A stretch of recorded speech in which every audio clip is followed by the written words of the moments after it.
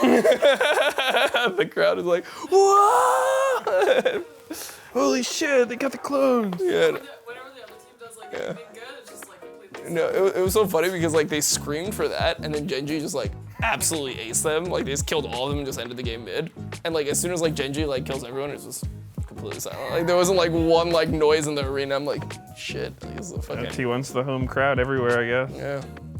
Hey guys, welcome back to the final MSI episode of the C9 Kia Forecast. I'm joined once again with Dom, and we're coming to you right after Gen.G took out T1 in Game 5 of the finals. Pretty hype series. What do you think about all that?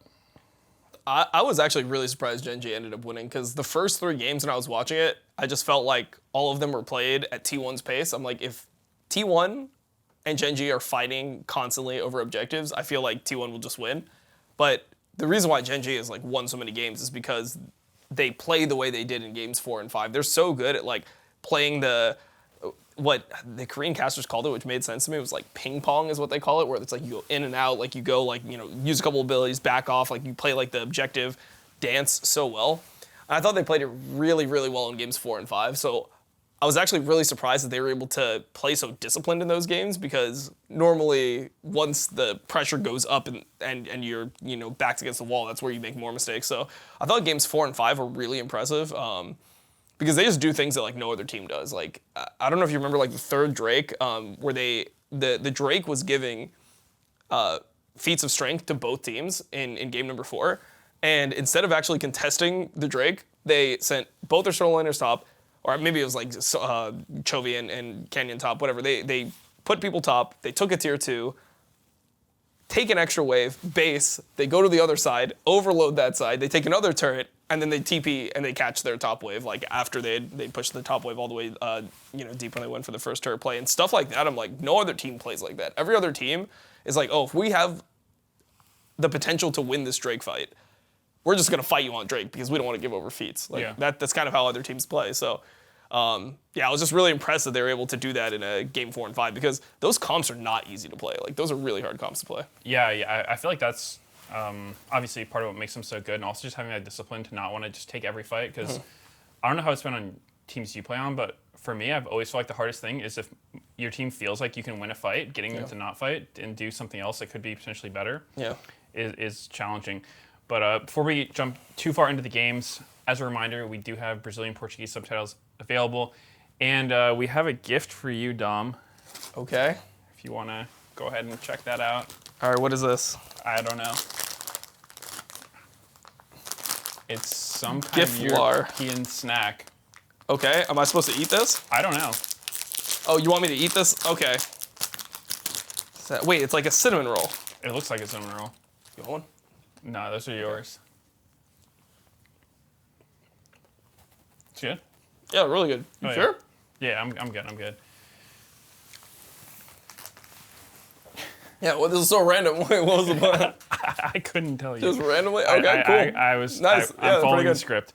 How has your MSI experience been overall? How's Vancouver? Have you been here before? 1 second, but yeah, I've never been to Vancouver. I actually haven't done an event in like 10 years. Like I haven't been to an event in... That's a long time. Since MSG 2015. That was the last time I was like really at an event. I think I went to like a couple hours of a fan meet when there was a Miami finals. Oh, that was the 100 Thieves finals. Oh, that was a quick one. Yeah, that was a quick one. That's why I said I was only there for like 2 hours.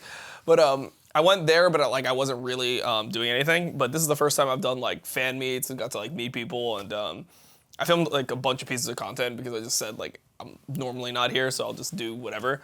So I got to do like analyst desk, some interviews on the broadcast. I just got to co-stream from the venue, which was a different experience for sure. Like it's way different to be like hearing the crowd and then also be like not get sucked into that and actually say what you think, because like the crowd would be going crazy for something, but then you'll be like, oh, I kind of wanted to like make that point on my co-stream, which is like probably like the opposite of what most people would want to hear, because maybe it's like not hype. It's like, oh, like this team won this fight, but I think they're gonna lose the game anyway, so something like that. So it's been interesting to do that. But yeah, it was fun to just meet everyone. Like I haven't seen people in years, even like some of my like league like friends, like other streamers and stuff. I haven't seen them in like maybe like 6-7 years. It's actually crazy. Yeah. Who'd you get to meet up with?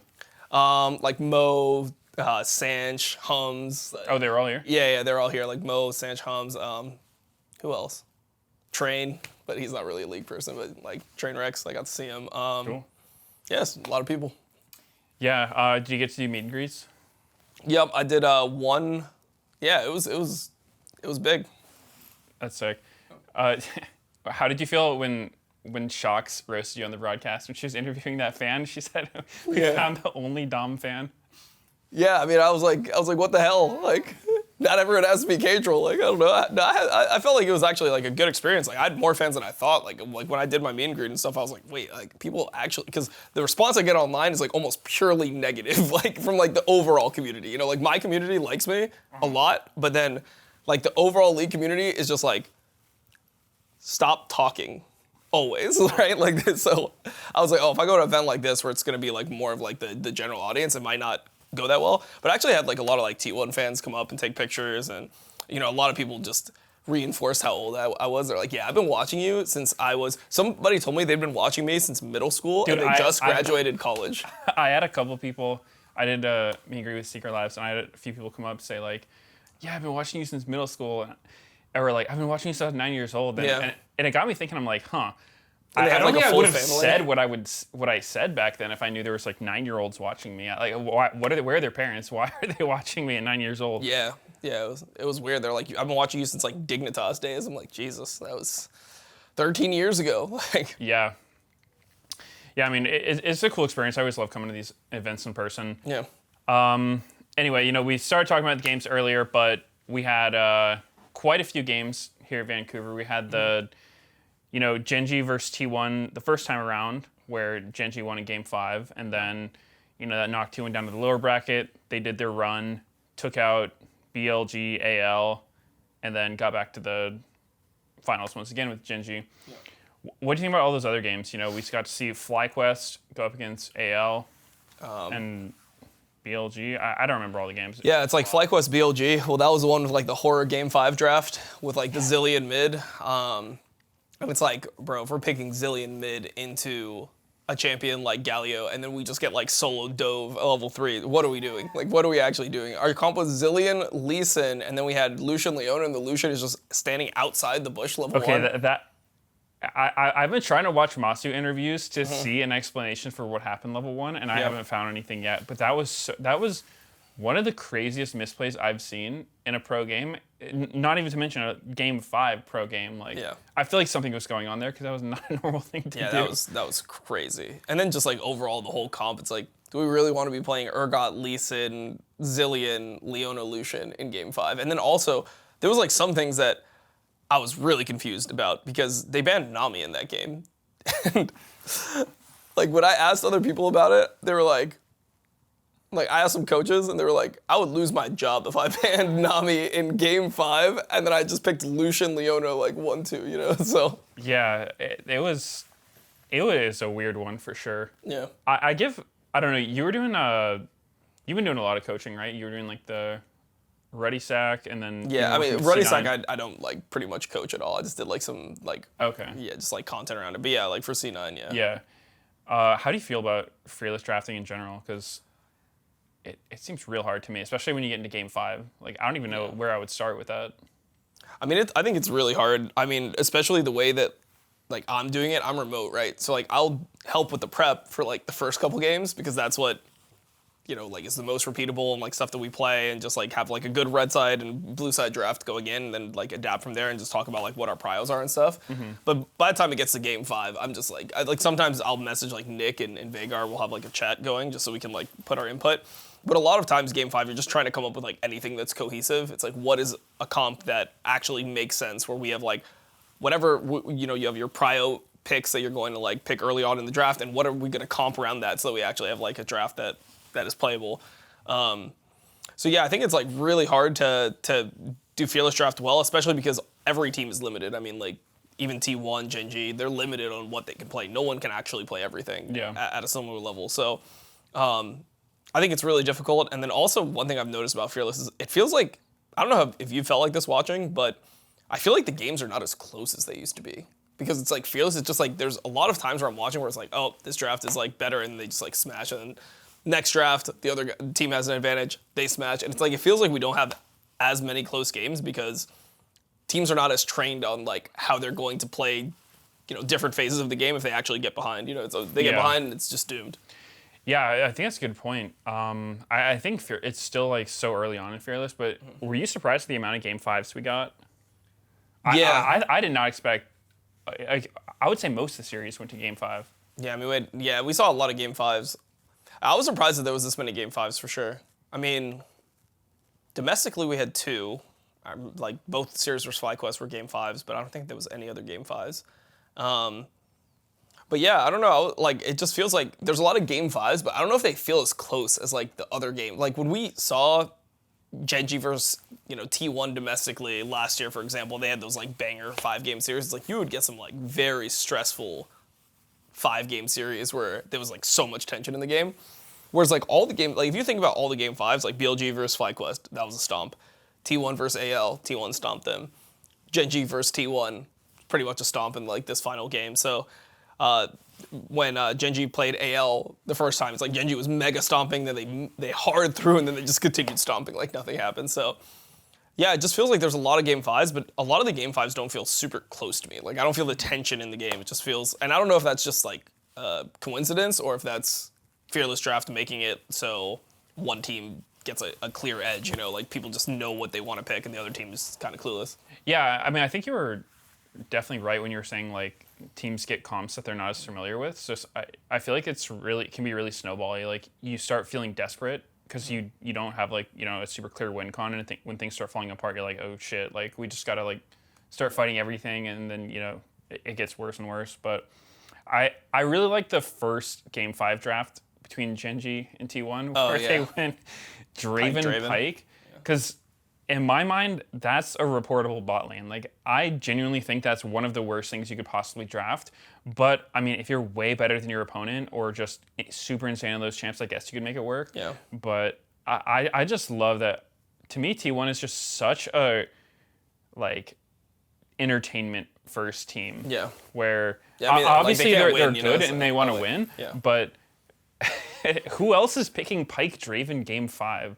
Like that was just so insane to me. And they almost pulled it off too. Like it started good, but obviously when you play that, it kind of has to start good and stay good the whole game. One mistake and GG. Yeah, I mean, that one was a Doran masterclass. Like that ult into like 5 people on Mbessa, I was like, damn, he's a real homie. Like he's still Gen.G Doran after all this time. So I respected that. Yeah. The Pike Draven, I don't know. I mean, I think that Guma just doesn't play like there's a lot of champs that he just doesn't play. Like for example, he just doesn't play Zeri, he doesn't play Kai'Sa, doesn't play Ezreal. So I feel like when it gets into like games 4 and 5, he's just like kind of praying that Jinx is up, or like maybe he can get like a Caitlyn angle or something like he did today.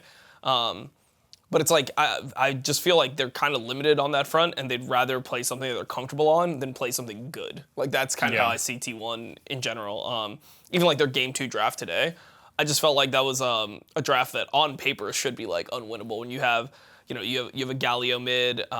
This is the game where they were playing into like Trundle. They had like 3 tanks into Trundle. They had like Cassante top, and like their Cassante top is playing in a losing lane. They have a Galio mid.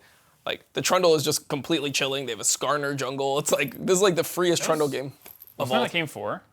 Was that Game 4? Oh, maybe that was. Wait, was it? Yeah, because Game 2 was the Camille Galio Wukong. Oh yeah. That was actually a different game. Yeah. That was Game 4. Game 2. Game 2 was also a draft that I thought was like unplayable. Like that was. I thought Camille Galio. Yeah.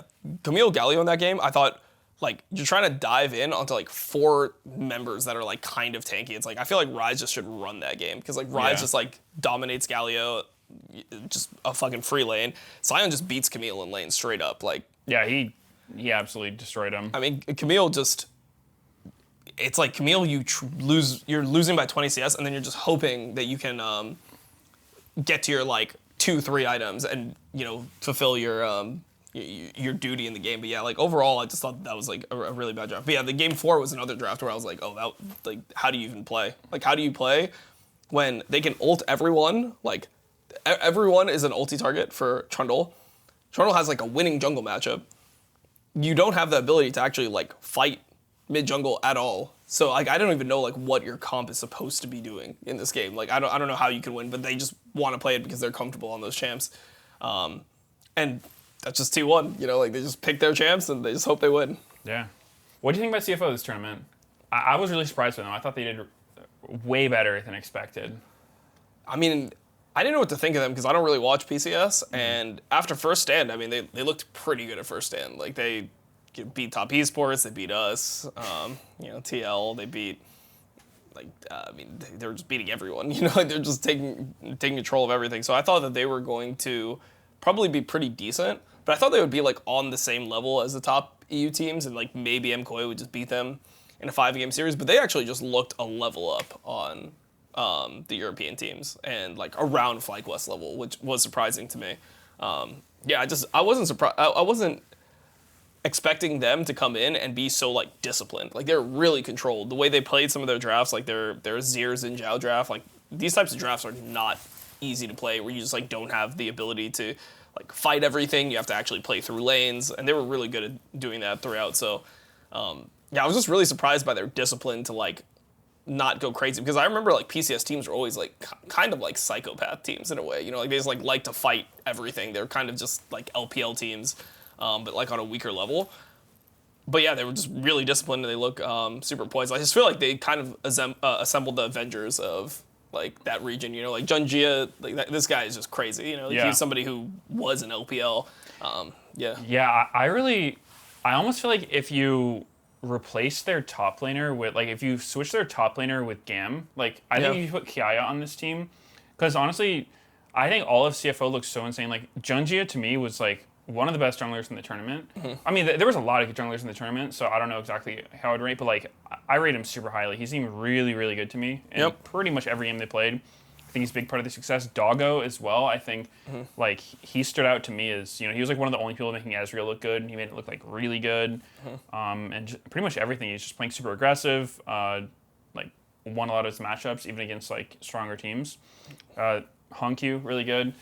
But I felt like their top lane, like, switching between Driver and Rest was kind of a train wreck when it came to the playing against these harder teams. Yeah. I mean, I didn't know what to think because, like, Driver looked to me like he was the objectively better top laner throughout most of the series that they played. And then when they actually played against AL, he just lost both games and they subbed in Rest and Rest won a game. But it didn't look like Rest actually did anything to, like, help them win the game. It was just like he was in. So they're like, okay, maybe he's, like, lucky or something, so we'll just put him in for, like, game 4, and then they just lost. So, yeah, I don't know. Yeah, it always, you have to wonder with those 6-man rosters, because I've never been a fan of them. I don't know, have you had any experience with, like, a 6-man roster? Yeah, I mean, kind of on TL. We had, like, a 6-man roster with, like, Piglet and Keith McBrief. Okay. I don't know if you remember this. Like, we had... Vaguely. Like, we had Keith McBrief start, and we, like, won 2 games, and we had Piglet, like, we, like, 2-0'd the week.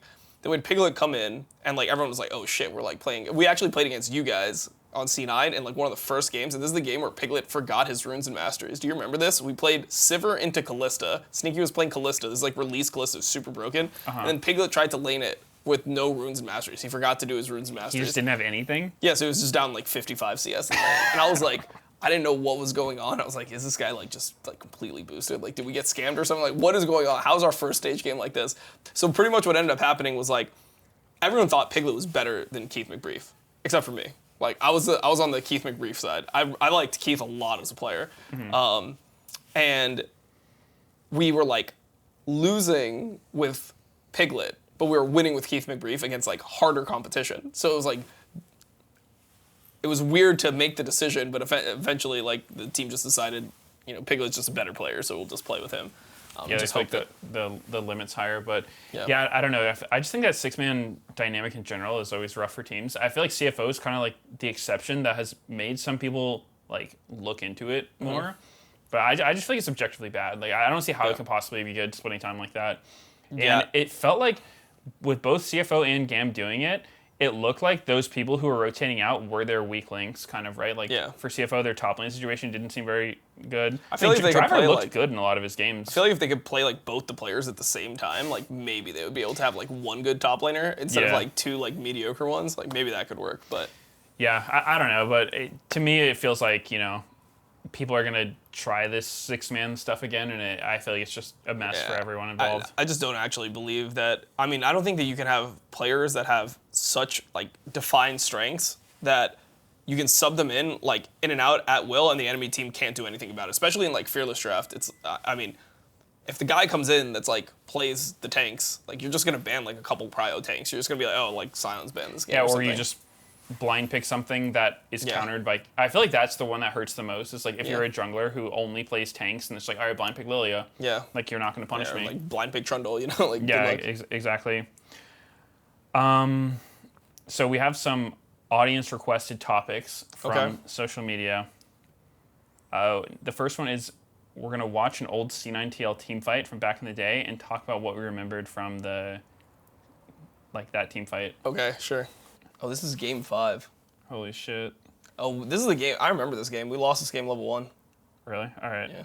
Let's get into it. The shot calls that they need. Still not afraid to kind of get some pressure into. So We're down 7k gold or 8k gold. this was like season 4 because High was here. Season 5. Season 5? Yeah, because we have Piglet.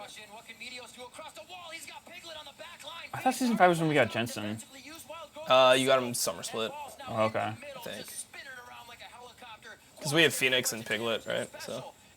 Well, I'm just hunting Piglet down the whole time. Yeah. Yeah, we can't even play. I remember this game because. Oh, the Trailblazer heal. Yeah. I remember this game. We just lost it at level 1. Like. What happened at level 1? Yeah, is this we looked pretty ahead coming into this one. Go back to level 1 or like this play here. Yeah. Okay. It's around. Okay. Yeah. Just it's maybe not like actually level 1. You guys just like invaded. Yeah, here it is. Oh, the classic. Yeah. So you guys like invaded us with your support. And I guess you guys just had like a stronger. Because this is like the double jungle meta where you had to like jungle with your top laner and you had to like split things. Yeah. So we're like calling that we're gonna fight because we have like Alistar moving first or something. Okay, here it comes. And then we just like have like we have like a Maokai that like has Q. We have Lulu top. We just can't. We just like can't. We just lose. We're just winning 3-4. Yeah, we just lost 3 before, and then the whole game is just over. This is a Oh my reverse sweep. God. Do you remember this series? I remember this series actually. We reverse swept? Yeah, you guys reverse swept us. I don't remember this at all. I remember the whole series. To be honest, I remember the whole series. Wow. Like, Maybe I'll have to go back and look games 1 at and it. 2, we were just like. We were like mega ahead. We were like running you guys, and then game 3 we went for like our Juggernaut comp, which was like our best comp, and then we lost. And then we were just like, what the fuck? Like, how did we lose with this comp and we won with the other 2 comps? And game 4 we played like an Urgot game mid. How do you remember this? I mean, I remember like almost every series, bro. Like I don't know. I just remember like bro. I remember like regular season games and shit. I don't know. That's crazy. Yeah. You're like the league whisperer. Because I don't remember this series whatsoever. Yeah, I feel like it's just so long ago, I guess. Yeah. When did you stop competing? End of season 5. Or like Okay. early season 6. So I guess this was like, towards the end of my career, yeah. yeah. I guess that makes more sense because I actually played till like, Season 10, right? yeah, season 10, like 2020 summer when 100 Thieves me again. Yeah, nice. A nice little double heist. Yeah, I remember the optic days and stuff. That actually seemed like that would be a fun time to be a pro. Like those like season 8, season 9, season 10. It depends. So like I actually had a lot of fun on Optic. I think one of the most fun teams was like when I got 100 Thieves the first time and I went to FlyQuest Academy. Yep. That group of guys was like so goofy. Like they were just FlyQuest complete Academy. trolls. Yeah, it was like I don't know if you would have remembered any of the players. It was like I didn't know any of them before I went on the team, but Probably it was remember like Solo Queue. well, Peck and Wolf was on the team. Yeah, I know. Pac and Wolf. He was like the normal guy on the team, and then Okay. there was like Airy was their AD carry. Yeah.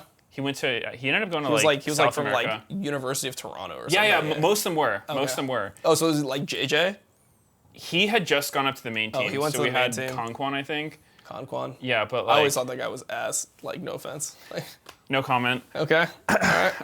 Yeah, and then top lane was like he changed his name, but it was like Envo or something. I don't remember. Okay. All right. But yeah, they were just like the goofiest guys ever. Like it was a lot of Nice. fun. But Wait, so you lived in a house with them, like a team house? yeah, or yeah, something? we were like Okay. a crammed apartment. It actually reminded me of the early days of Yeah. League. So that was pretty fun. But I feel like those like Optic was a lot of fun too. But after franchising hit, the vibes were just so different. Yeah. Because all of a sudden, it's like the players have zero control over anything. You're like the bottom of the totem pole. It's like your coaches have full authority over you, and the general manager has authority over the coach, and then like the team owners have authority over the general manager. So it just felt really bureaucratic and like, you know, the opposite of what I really liked, which was where the team felt more like a family. Yeah.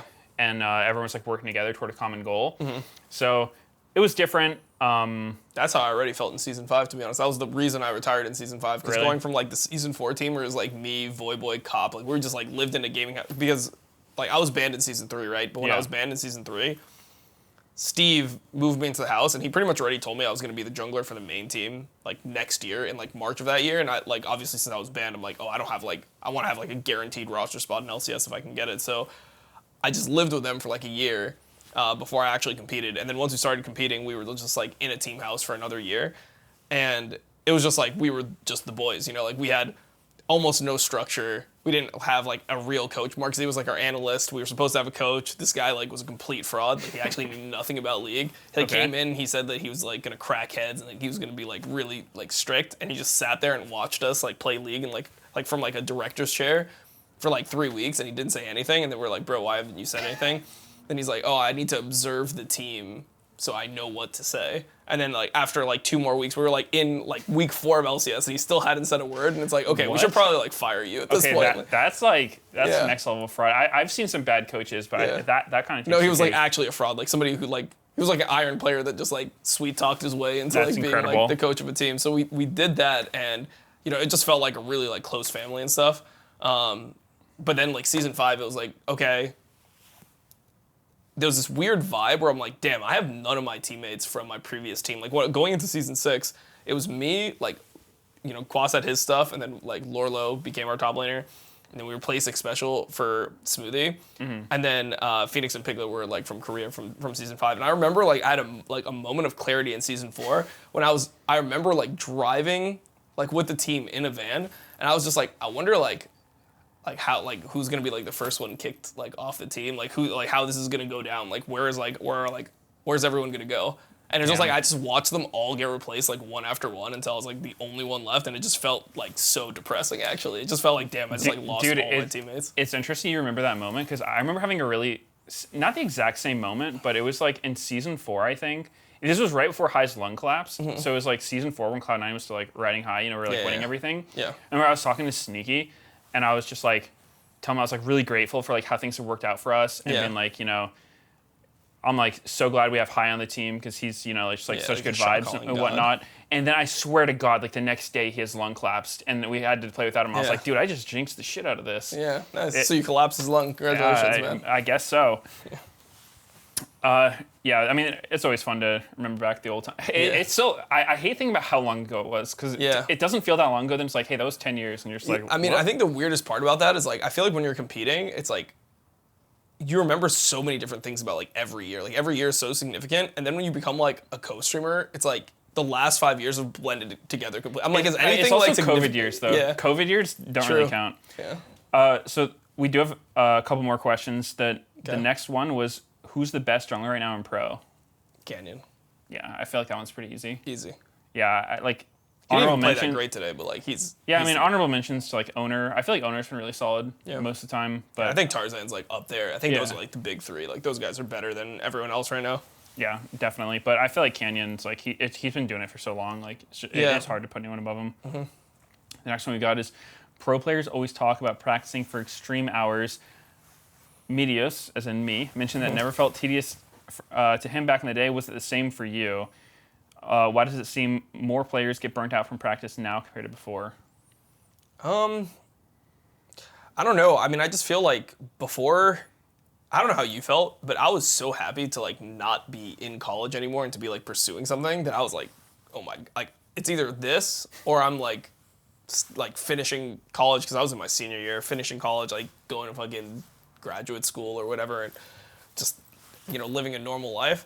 And it just felt like, oh man, I get to play video games instead of doing that. And I'm making like, we're like back in the day, it was like 40, 50K a year. I'm like, okay, that's like slightly above minimum wage. We're good, you know? And I just thought it was like such a blessed thing. But now I just feel like it's like way different. You know, like when you have like insane amounts of money, like from salaries and stuff. I just feel like it's so like much more privileged that it takes like a toll on you more because you're doing it in such a different atmosphere. I mean, also like I think it was just more fun back in the day. Like it was just like I thought that the way that you'd progress like with the games, like no one really knew the game that well, so you just like find things about the game and that would just like have such a big impact on how your team played. It felt like very exploratory in a way, where now I feel like the way that you like play is by just perfecting things and like honing in on things and being like very like strict about how you move forward, and I just feel like that's less fun as well.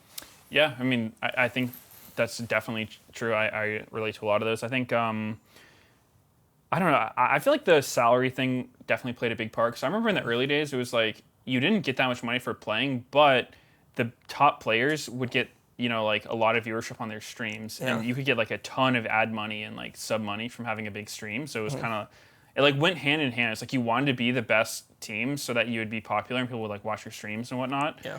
But now, like, I think just like the whole streaming space has changed a lot now. Like you'll see, I swear some players from like the top teams will stream, and they might not have like the most energetic personality, but it like doesn't really matter. They'll have like 100 viewers or something. Yeah. So it's definitely just changed like what people are looking for. The person that I like watching their stream, and I'm like, how does this person not have more viewers? Is Loki. Like we both like watching Loki because he literally responds to every single comment in his chat. Like I watched his stream like a few weeks back, and he was literally like 5 minutes delayed reading comments because he got hosted by Riot after LTA. Maybe it was like a month ago or something.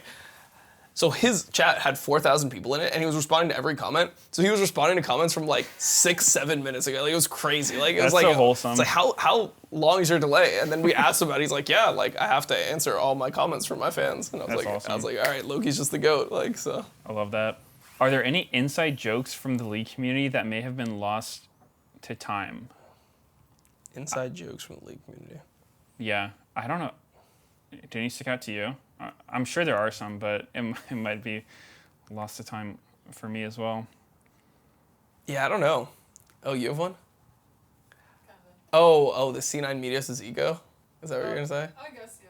Yeah, I guess just like... Yeah, we were looking at it like, because when I said we were gonna like go get food like a couple days ago, she's like, oh, I used to follow this Twitter account, C9 Meteos Ego. And like, I remember like we just like looked at some of the recent ones, and it was just like fake DM from Blabber, and it was like oh, like I introduced Blabber to this fangirl, and then like she was like, hello Blabber, and then he said, let's get engaged, and then she was like, what? We just met each other. He's like I just want to get engaged, and then she's like, okay, at least like take me to dinner first or something, like before we get married.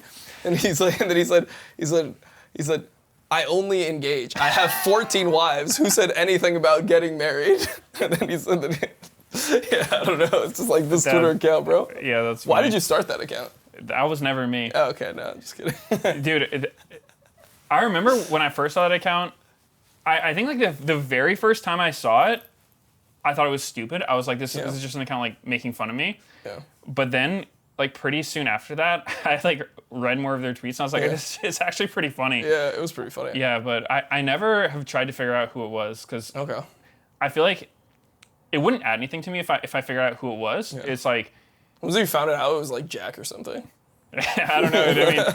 I mean, there's not many people that if I found out it was them, it would add much to me, but I like just pretending it's me doing it. Nice. And so like I like keeping the mystery. Yeah. That's a good one though, yeah. C9 Meteos Ego is pretty goated. We got another question that says, where's one place in the world you would want to see a world final happen and what team wins it? I would want like some really extreme climate, just like so what I'm looking for is like the most variance possible, so that like NA or EU could do better. So like that's exactly what I told. Like, so I would say like an Antarctica final or something where it's like outdoors. Players are like freezing and stuff. It's like one of them just like they just like fall asleep or something due to the cold, and then you can like win 4v5. Like I don't know. I just want it to be more of like an extreme sports type of thing. Okay, yeah. That's an answer for sure. I think it'd be really cool to see in Japan, like Tokyo. Okay. Because I've never been to Tokyo, and I feel like it'd be such a sick place to go. Yeah. And for what team wins it, I mean, obviously C9, like Yeah, I don't know. Yeah, Like, C9. what? No, T1. They really need their 6th. Yeah. If you had to solo coach a new team, what would be your 3 most important rules for the team? 3 most important rules for a team. I was coaching a new team. Like the players had never played pro before. I don't know. Yeah, Okay. maybe. 3 most important rules for a team. That would be one of my rules. No girlfriend. No girlfriends would not be a rule. Low key though, maybe it'd be a good one. Yeah, actually, that's probably a good one. No girlfriends, no boyfriends, like no friends at all. Just 0 friends. That would be my team. You just can't like anyone. Just play the game only. I don't know what. I don't know. Dude, it would be hard to come up with rules because it's like you want a team that is not getting distracted by like other games and relationships and just perma-grinding solo queue, but at the same time, I feel like you can't make it a rule because if you force someone to do it, they're just going to resent it. You want to have people who are just like doing that already. You don't have to tell them to. I don't know, like 3 most important rules. I feel like it would just be, I mean, it's gonna be different for like every group of players. Like all people are different, so it's like I just feel like it'd be so abstract because. Yeah, I would say like try to put the team before yourself. I feel like that would be a big one for me because I've definitely played with players who just like are unable to see the game from anyone else's point of view, and it's like they only want to do things that directly benefit themselves. And I'm like, what if you weren't the person receiving all that, right? Like, what if you were your teammate and you had someone playing like that, and some people just don't get it? So I feel like that'd be a big one, and I don't know, they just have to be really generic, like, respect one another. I think one thing was big is like let people finish their points because I feel like a lot of times you end up in team environments where you'll have like more experienced players and less experienced players, and people will try to, like, the person that's maybe smartest on the team or like has the most game knowledge on the team will try to just like finish other people's thoughts because they think they know what the answer is. But I think it's really important for like a team environment to like actually just know how everyone's thinking through things at all times instead of just like thinking for other people. Like I would like to just have everyone be able to speak like whatever their complete thought is, right or wrong, and then just move on to like the next topic, and we can correct it down the line or whatever. Yeah, that's a good one. Yeah, that's 3 rules somewhere in there. The next question we have is thoughts on tank mids. Is it worth playing in solo queue and or pro? I mean, tank mids, it's like, is Galio a tank mid? I'd say he's like a bruiser. Yeah. I don't know. I probably not like actually worth playing tank mids. I think you'd only play a tank mid if you knew you were turbo gapped and you didn't want to feed hard. Like you can pick Sion mid and probably not feed that bad. As far as playing in pro, I don't think you'd want to do it. Yeah. I mean, you just have to get like you'd have to either pick a tank and then flex him mid so your top laner gets like a turbo matchup, or you need to pick a tank mid as a counter pick to something like Annie. That like doesn't scale super like insanely well, where you can just like 50-50 the lane. Because if you pick a tank mid blind ever, you're just gonna get hit by like Victor or like one of these champs, and you're just doomed. Maybe I feel like Sion mid could potentially work just because like he just perma pushes. Yeah. I mean he is broken, but like they pick some like whack counter to Sion because they assume it's top, and then you flex them mid and you counter their counter, so they have like a useless top, and you just have a perma pushing mid. So maybe something like that could work, but I think in general like not really the role for tanks. The next question, we talked about it a little bit, but it's why do players get burnt out more now compared to before? I mean, I think it's what we said before.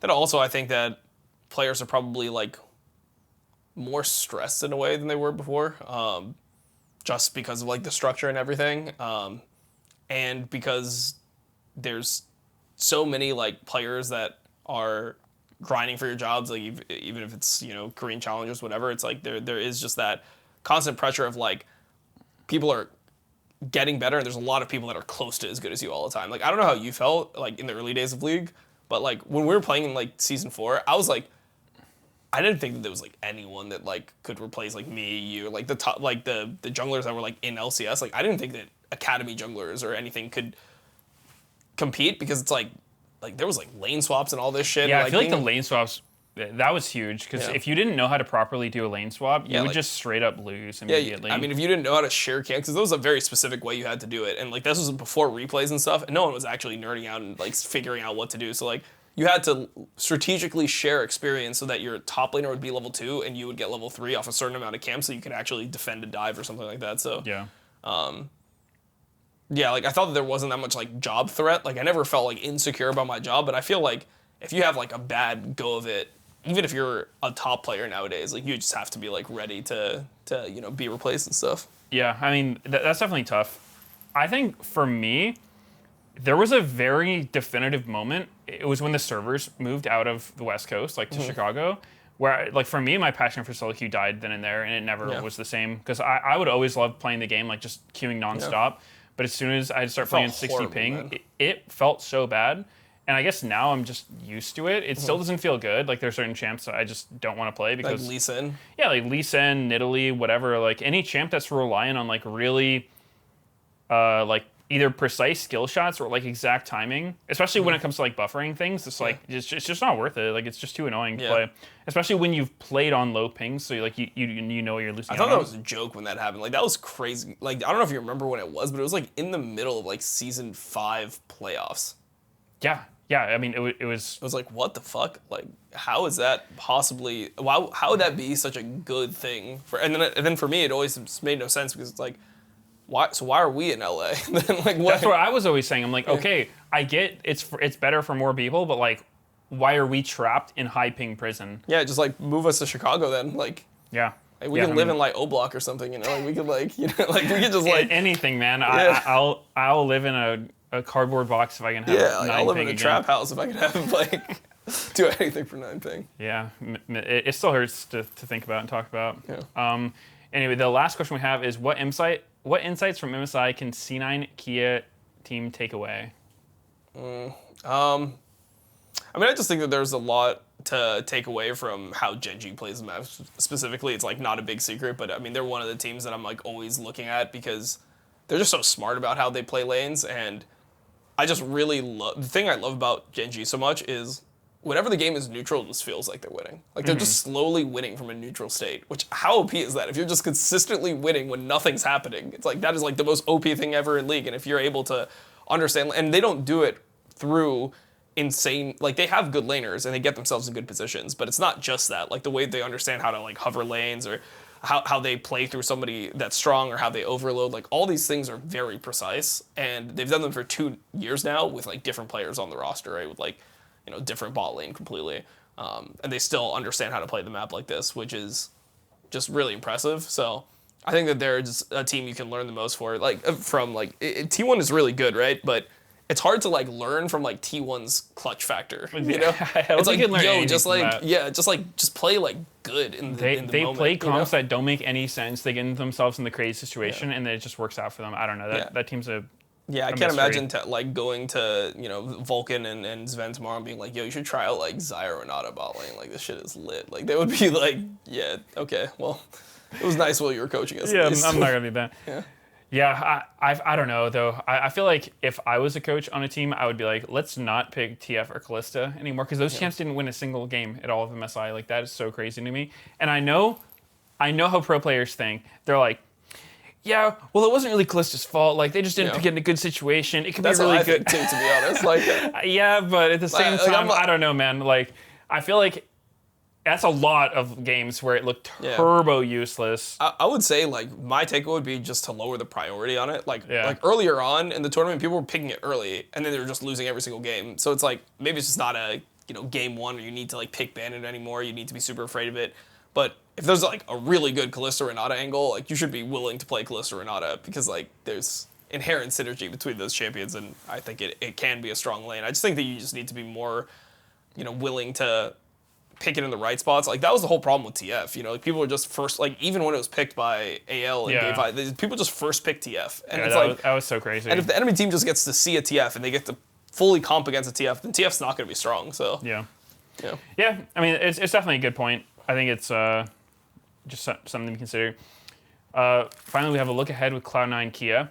Okay. We'll have EWC starting next week. I'm flying over there tomorrow, so I'll be on the analyst desk for that. You know, heading over to Saudi Arabia, first time going there. It'll be interesting. But it's basically almost MSI 2.0. The format's a little bit different, but I'm just excited to see a lot of, like, you know, the best teams in the world play a tournament again. So that'll be cool to be a part of. And our first match will be July 16th, so make sure to tune in for that. See Split 3 of LTA starts July 26th. Well, that'll do it for this episode of the Cloud9 Kia Forecast. Thank you for watching, and Dom, thank you again for joining for these MSI episodes. It's awesome to have you on. And for everyone else, there's not going to be an episode next week because we'll be traveling, doing EWC, getting ready for the next split. But we'll be back after that, and we'll see you then.